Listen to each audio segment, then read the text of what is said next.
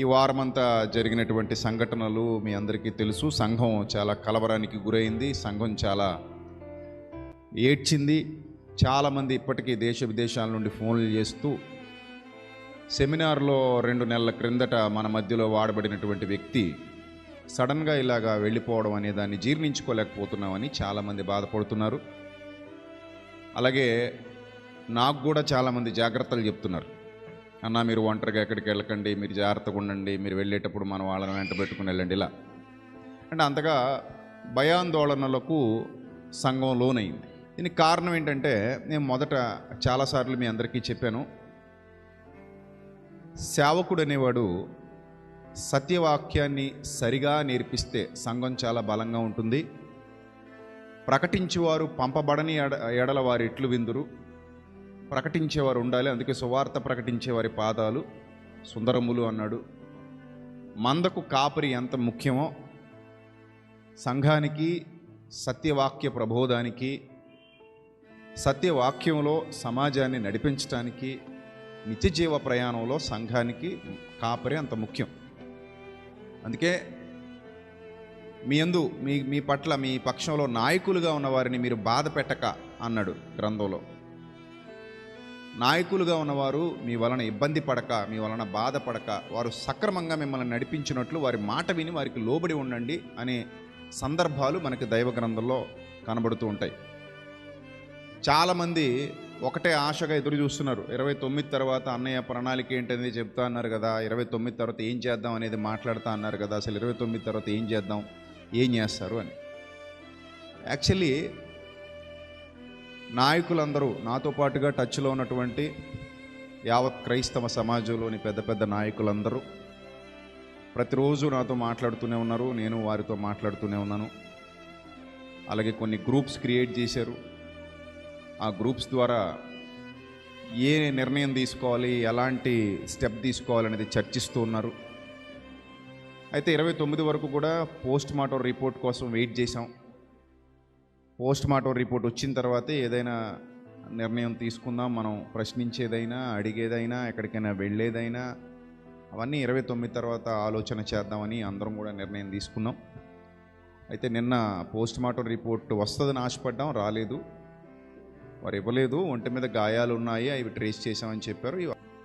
So further investigation ఏం జరుగుతుందనేది ఇంకా మనకు ఎలాంటి సమాచారం లేదు. అది ఐజీ గారు, ఎస్పీ గారు వీళ్ళందరూ కూడా ప్రెస్ మీట్ నిర్వహించారు నిన్న. ఆ ప్రెస్ మీట్లో మరికొన్ని సీసీటీవీ ఫుటేజ్ ఆధారాలు తీసుకొచ్చారు.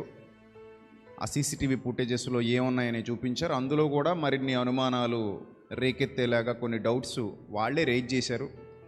ఆ డౌట్స్ ఇంకా అలానే ఉండిపోయాయి సమాజానికి. ఆయన 5 గంటలు అదృశ్యం అయినట్టుగా, అంటే విజయవాడ పరిసరాలలో 5 గంటలు ఉన్నట్టుగా ఆ సీసీటీవీ ఫుటేజెస్ ద్వారా అర్థమవుతుంది. ఈ 5 గంటలు ఆయన ఏమైపోయారు, ఈ 5 గంటలు ఎక్కడికి వెళ్ళారనే దాని మీద ఇన్వెస్టిగేషన్ జరుగుతుంది. ఆ 5 గంటల్లో ఏమైనా జరుగుండొచ్చా అనే అనుమానాలు అందరిలో వ్యక్తమయ్యాయి. ఆ 5 గంటల్లో నిజంగా ఏదైనా జరిగితే మరి ఆయన మరలా 5 గంటల తర్వాత ఎలా ప్రయాణం చేసుకుని వెళ్ళగలడు అనే అనుమానాలు కూడా వ్యక్తమయ్యాయి. ఏదేమైనప్పటికీ కొందరి వాదన ఏంటంటే, ఆ 5 గంటలకు ముందు ఆయన ఉన్నాడు కానీ 5 గంటల తర్వాత బైక్ మీద వెళ్ళింది ఆయన కాదేమో అనే వాదనలు కూడా వినిపిస్తున్నాయి.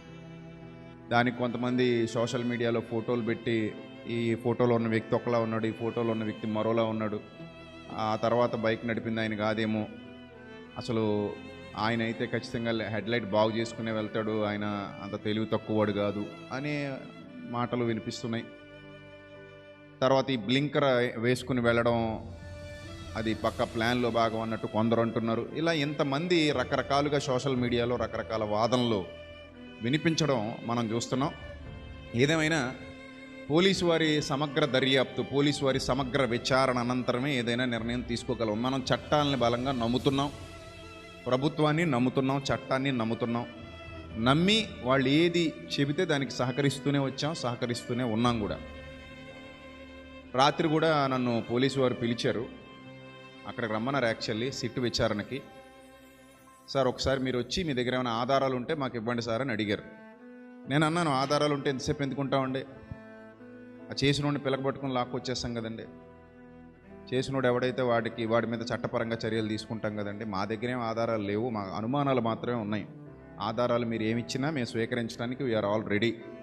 మీరు పక్కగా యాక్సిడెంట్ అంటారా, మీరు అలాగే నిరూపిస్తే మేము దానికి ఒప్పుకుంటాం. లేదు ఇది మర్డర్ అంటారా, మీరు అలాగే నిరూపిస్తే దానికి ఒప్పుకుంటాం. పోలీసు వారికి వ్యతిరేకంగా మేము పని చేయట్లేదు, పోలీసు వారికి వ్యతిరేకంగా మేము మాట్లాడట్లేదు. ఎక్కడ కూడా పోలీసు వారిని బ్రతిమలాడుకుంటున్నాం, న్యాయం చేయండి అని మాత్రమే నేను చెప్పడం జరిగింది. సో అలాగే సీఎం గారు కూడా స్పందించారండి. ఆయన కూడా మాట్లాడుతున్నారు, మానిటర్ చేస్తున్నారు అని చెప్పినప్పుడు చాలా సంతోషం. ఎందుకంటే ప్రజలు నమ్మేది ప్రభుత్వాలని ప్రజలు ఎందుకు నమ్మాలి అని అంటే, ప్రజలు ఓటేసి ప్రభుత్వాన్ని గెలిపించుకున్నారు కాబట్టి. మనం గెలిపిస్తే గెలిచాయి కాబట్టి ప్రభుత్వాల గెలుపు వెనక ప్రజలే ఉన్నారు కాబట్టి ప్రజలు ప్రభుత్వాన్ని నమ్మాలి, ప్రజలు ప్రభుత్వాన్ని విశ్వసించాలి. అధికారుల కొరకు, రాజుల కొరకు ప్రార్థించండి, వారికి లోబడండి అని బైబిలే చెప్పింది కాబట్టి అధికారుల కొరకు ప్రార్థిస్తాం, ప్రజల కొరకు ప్రార్థిస్తాం, నాయకుల కొరకు ప్రార్థిస్తాం. మనము సుఖముగా జీవించినట్లు వారి కొరకు ప్రార్థించమన్నాడు. సో ఓవరాల్గా ఒక నాయకుడిని కానీ ఒక ప్రభుత్వాన్ని కానీ మనం ఎన్నుకున్నామంటే దేనికోసం ఎన్నుకుంటామంటే మనల్ని చక్కగా పరిపాలిస్తారని ఎన్నుకుంటాం. అయితే ఇక్కడ విషయం ఏమిటంటే, ఒక మంచిగా వాడబడుతున్నటువంటి ఒక సేవకుడు మాత్రమే అని కాదు ఇక్కడ నా ఉద్దేశం. ఆయన మరణం గురించి మాత్రమే అని కాదు నా ఉద్దేశం. అసలు ఓవరాల్గా ఇప్పుడు జరిగినటువంటి ఇన్సిడెంట్ ఏదైతే ఉందో, ఈ ఇన్సిడెంట్ ద్వారా ప్రస్తుత సమాజంలో ఏం జరుగుతుందనేది ప్రభుత్వాల దృష్టికి బలంగా తీసుకెళ్ళాలి, పోలీసుల దృష్టికి బలంగా తీసుకెళ్ళాలి. ఇది మన క్రైస్తవులందరి కర్తవ్యం. పాముల వలె వివేకులు, పావురముల వలె నిష్కపటులుగా రాబోయే ప్రమాదాలని అరికట్టడానికి, జరగబోయే ప్రమాదాలను అరికట్టడానికి ప్రభుత్వాల దృష్టికి తీసుకెళ్ళాలి. ఇప్పుడు ర్యాలీ అంటారా, తప్పులేదు, శాంతి ర్యాలీ. అది మన బాధ ప్రభుత్వానికి తెలియజేయడానికి చేసేది.